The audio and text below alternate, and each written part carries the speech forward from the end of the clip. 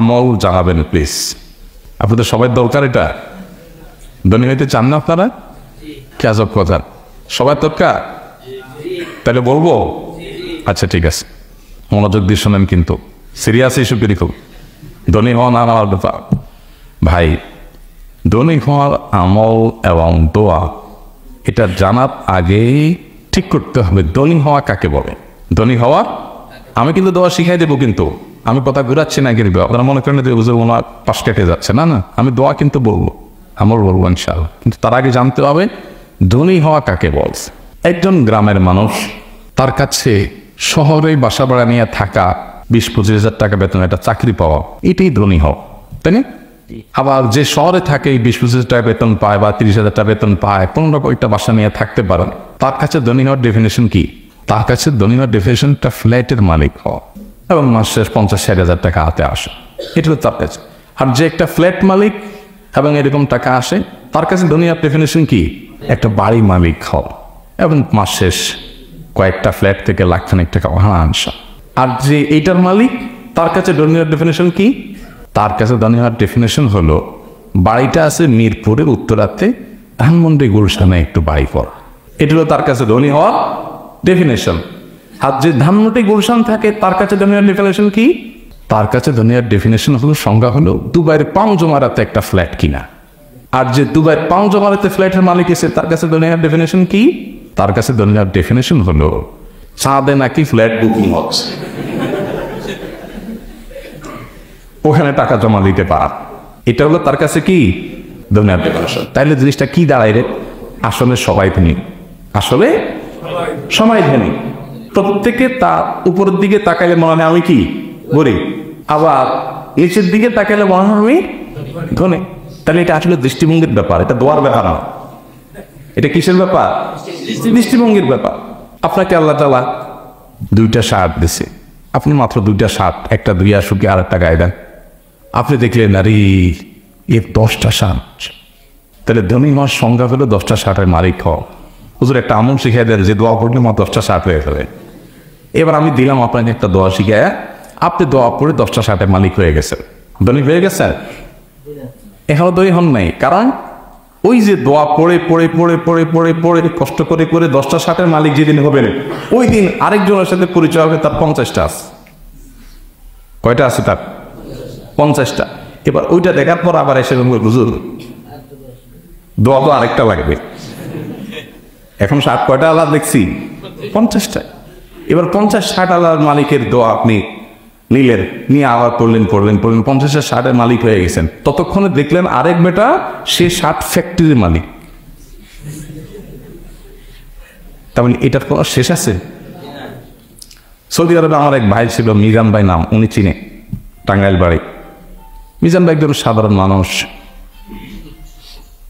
আমাকে একবার একটা কথা বলছে, আমার কাছে বড় শিক্ষণীয় মনে হয়েছে, যে একজন মানে সাধারণ মানুষ, এত সুন্দর থিঙ্কিং। উনি বলেছে, আমার বাবা, প্রবাসীদেরকে তো বাপমারা সবসময় ধরে যে বাবা পাশের জমিটা বিক্রি হবে, আরেকজন নিয়ে যাবে চোখের সামনে, এটা দেখা যায় না, বাবা হলত বরত করে হলো নিয়ে রাখো, বাবা কাজে লাগবে। বাবা ছেলের ভালোর জন্যই হয়তো বাপ মা বলেন, কিন্তু ছেলের তো এই চক্কর থেকে আর বাইরে দিতে পারে না, তাই না? তো উনি বলেছে, আমার বাবা আমাকে বলছিল যে বাবা আমাদের জমির পাশের জমিটা বিক্রি হবে, আরেকজন এসে সেখানে থাকবে, ঠিক সহ্য করা যায় বলো? পাশের জমি যেভাবে বাবা নিতে হবে। তার বললাম, কি বলছেন আপনি চাচারে? বলছে, আমি আমার আব্বা বলছি, আব্বা কোনো অসুবিধা নেই, আপনি যেহেতু নিয়ত করছেন পাশের জমি নিতে হবে, আমি যেভাবে হোক টাকা জোগাড় করে নিয়ে ফেলবো, সমস্যা তো সেখানে না। সমস্যা হলো কয়দিন পরে পাশেরটা বিক্রি হবে।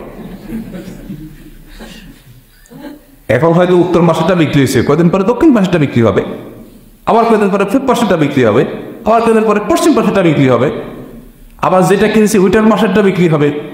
তো আমি কত দূর এভাবে যেতে থাক? এটা তো একটা লিমিটেশন থাকা উচিত না? এই ঘটনাটা আপনাদেরকে কেন শোনাইছে জানেন? এটা শোনাইছে শুধু এটা বোঝার জন্য যে আমরা আসলে সবাই ধরুন, আমরা কেউ আসলে গরিব, এটা মনের ব্যাপার, এটা মানসিকতার ব্যাপার। আচ্ছা, এই জন্য নবী করিম সাল্লাল্লাহু আলাইহি ওয়াসাল্লাম একটা হাদিস আছে, স্বর্ণ দিয়ে লেখা উন্নত হাদিস, স্বর্ণ কয় লেখা, কি সেটা? লাইসাল গিনা বিকাসরাতিল আরব ওয়ালাকিন্নাল গিনা গিনান নাফস। এই এতক্ষণ যা বললাম এটা খুলাসাই হাদিস। নবী সাল্লাল্লাহু আলাইহি ওয়াসাল্লাম বলেছেন, অনেক সম্পদের মালিক হওয়া এটার নাম ধনী হওয়া নয়। তাহলে ধনী হওয়া কিসের নাম? ধনী হওয়া হলো মনের দিক থেকে কেউ যদি ধনী হয় সেগুলো হলো। মনের দিক থেকে ধনী কিভাবে হবেন? বুঝি আপনি মনে করবেন আপনার কোনো অভাব নেই, আমি সুখী মানুষ, আমাকে আল্লাহ হাত দিয়েছে পাওয়া দিয়েছে, অনেকে সেটা দেননি, আমি অনেক ভালো। আমার এসব কথা শুনে আপনারা বলবেন হয়তো যে হুজুর আপনার তো সব আছে, এই জন্য সব লম্বা লম্বা কথা বলতেছেন। আমি আল্লাহর হলফ করে বলতে পারি, শপথ করে বলতে পারি যে ঢাকায় যখন আমার বাসায় আমি এক হালি ডিম কিনতে কষ্ট হইতো এবং কিনলে সেটা ভাগ করে খেতে হইতো। একটা গোটা ডিম পরিবারের সবাই আলাদা আলাদা সবসময় খেতে পারতাম না। তখনও আমার কাছে মনে হয়, আমার ওয়াইফের সাথে মাঝে মধ্যে আলাপ হয়, সে আমার সাথে একমত, তখনও আমাদের কাছে এক মুহূর্তের জন্য মনে হয় না আমাদের কোনো অভাব আছে। খুব ধনী মনে হইতে, আমি খুব সুখে আছে। বহু কোটিপতি, বহু সম্পদশালী আমার জীবনে দেখেছি যাদেরকে আল্লাহ তাআলা শত শত কোটি টাকার অ্যাসেট দিয়েছে। এরকম বহু মানুষ আমি আমাদের চোখে দেখেছি যারা এত অ্যাসেটের মালিক হওয়ার পরেও তারা হামেতাস করে, হুজুর কিভাবে চলবো জানি না। আমার কাছে কালকেও একজন আসছে, এরকম একজন ইন্ডাস্ট্রির মালিক, বলতেছিলেন হুজুর সামনের দিনগুলোর কি হবে বুঝতেছি না, যদি স্যাংশন আইসা যায় দেশে, ব্যবসা বাণিজ্য এমনি লাডে উঠছে, বাকিটা উঠবে, মাসের খরচের টাকাটাও জোগাড় হবে থেকে আমি যাই না। এটা যে ভদ্রলোক বলতেছে তার যে পরিমাণ অ্যাসেট আছে সেটা এগুলো বিক্রি করে বসে বসে খাইলেও 2-1 প্রজন্ম চলে যাওয়ার কথা। বা সে টেনশন করতেছে যে সে কি খাবে। এগুলো কিসের ব্যাপার বলেন? মনের ব্যাপার। বিশ্বাস করেন, আমি শপথ করে বলতে পারি আমাদের বেশিরভাগ মানুষের অভাবটা হলো মনে। অভাবটা কোথায়? মনে। আপনি কেন নিজেকে গরিব মনে করতেছেন?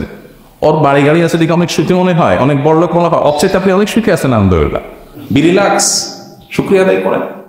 শুকরিয়া আদায় করলে কি হয় জানেন? শুকরিয়া আদায় করলে মানুষ সুখী হয়, যা হয়েছে আলহামদুলিল্লাহ। আর যখন বলবেন না নাই নাই খাই খাই, তখন যা হবে তারপর আরো কি থাকবে? দুঃখ থাকবে। এই জন্য আমি সবসময় একটা কথা বলি, 6 তলার পারমিশন পাইছেন বাড়ির, 6 তলা করা শেষ, এরপর রড বাইর করে ফিরে দিছে, আছে না নাই?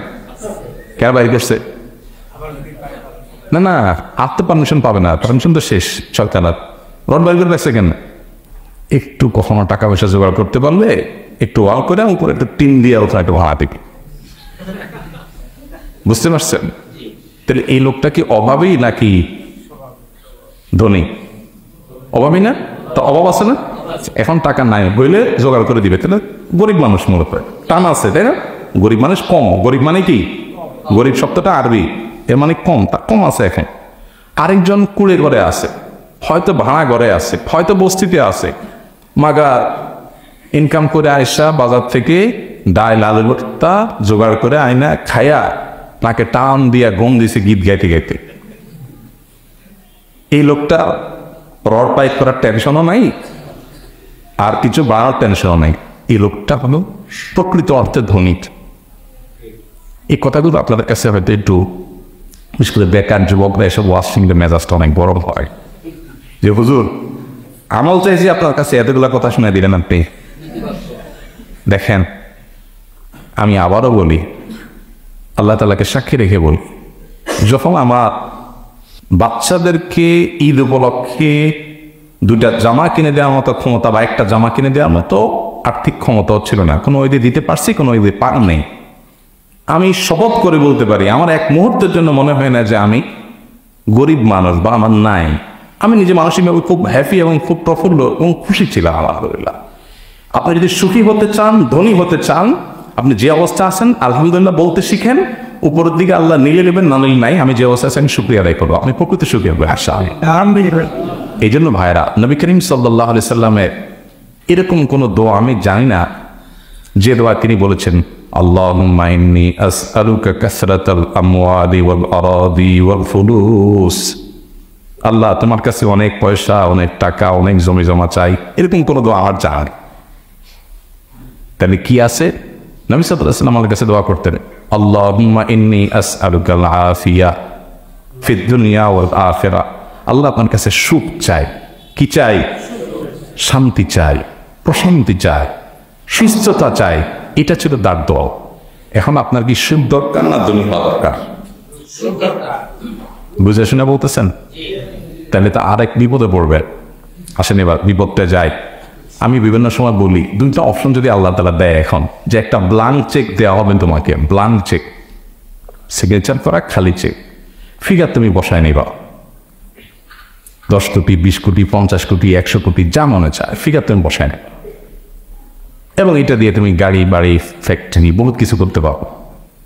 তবে এগুলো করার পর তুমি সুখে থাকবা নাকি কোনো ক্যান্সার হয়ে ধরা পড়বে না কোনো সমস্যা হবে সেটা বলা যাচ্ছে না, হইতে পারে না হইতে পারে। এটা একদিকে। আরেক দিকে রাখা আছে তোমার জন্য একটা কুড়ের ঘর, একটু বাতাস আসলেই পানি পড়ে, আর একটা ভাঙাচোরা রিক্সা, কিছু উপার্জন করে কোনো রকম ডাল ভাত খেয়ে বাঁচতে পারবা, গোস্ত সবসময় কেনার টাকা হবে না, বাট সুখী থাকা নিশ্চিত। এই দুইটা অপশন যদি আপনাকে দেওয়া হয়, বুকে হাত দিয়ে বলতে কোনটা নিবে? কবি এখন নীরব হয়ে গেছে। কবি এতক্ষণ জোরে জোরে বলতেছিল সুখ চাই, টাকা চাই না, ধনী হওয়ার দোয়া দরকার নাই হুজুর, সুখী হওয়ার দোয়া শিখাই দেন, এটা এতক্ষণ কবি বলতেছিলেন। এখন কবি বলতেছেন না, আমি কিছু বলতে চাই না। কারণ বাস্তবতা হলো 100 কোটি টাকা আর রিক্সা করে ঘর, এখানে শান্তি নিশ্চিত, ওখানে শান্তি হইতে পারে নাও হইতে পারে, এরকম যদি অপশন দেওয়া হয়, এটা কথা তো আমরা অবশ্যই টাকা দিয়ে টানতে, তাই কি? আমরা চিন্তা করি যে ঠিক আছে সুখের মালিক আল্লাহ তাআলা, কিন্তু এই হাসান বসরি রাহমাতুল্লাহ সম্ভবত বলছিলেন, কোরআনে আল্লাহ তাআলা বহু জায়গায় ওয়াদা করেছে, বহু জায়গায় আল্লাহ তাআলা ওয়াদা করেছে যে আল্লাহ তাআলা মানুষের রিজিকের দায়িত্ব নিয়েছে। কিন্তু শয়তান, আল্লাহ তাআলা সে সম্পর্কে কোরআনে বলেছেন, আশ-শাইতানু ইয়াইদুকুমুল ফাকরা, শয়তান তোমাদেরকে দারিদ্র্যের ভয় দেখা। শয়তানের একবার ভয় দেখানোর প্রতি এত বিশ্বাস যে আল্লাহ তাআলা এতবার বলেছেন তোমাদের রিজিকের দায়িত্ব আমি নিলাম, আমাদের সেই বিশ্বাস হয়। তো ভাইরা, ধনী হওয়ার জন্য আলাদা দোয়া না, বরং আল্লাহর কাছে সুখী হওয়ার জন্য দোয়া করবেন। আল্লাহুম্মা ইন্নী আসআলুকাল আফওয়া ওয়াল আফিয়াতা ফিদ দুনিয়া ওয়াল আখিরাহ। আমাদের সকাল সন্ধ্যার যে দোয়ার বইটা আছে, ওখানে এরকম কয়েকটা দোয়া আছে যেখানে আল্লাহর কাছে প্রশান্তি, সুখ চাওয়া হয়েছে। আল্লাহ তাআলা আমাদের সবাইকে সুখী হওয়ার তৌফিক দান। সেই সাথে সম্পদশালী হওয়ার জন্য আপনি চেষ্টা করেন, সিরিয়াসনেসের সাথে কাজ করে। এই দোয়া চাওয়া পাবলিকের বেশিরভাগ আমি দেখছি অলস, বুঝেন নাই?